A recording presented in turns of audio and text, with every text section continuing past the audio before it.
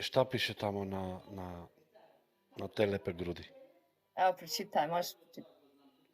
Ne mogu, obrnuto mi je. Hate. Don't hate me, but rock, stars, love me.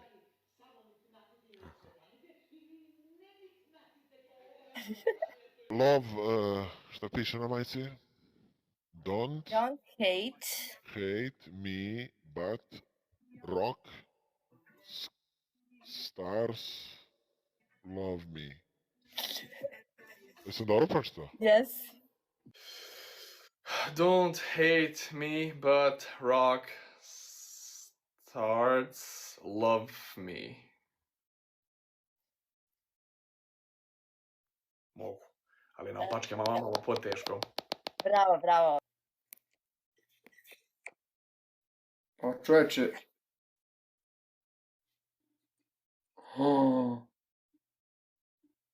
Oh my god.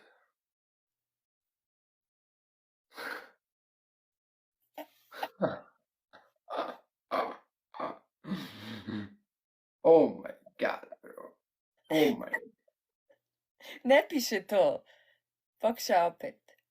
Ma znam šta piše. Hajde, pročitaj. A znaš kad bi znao? Kad bi znao engleski, onda bi znao.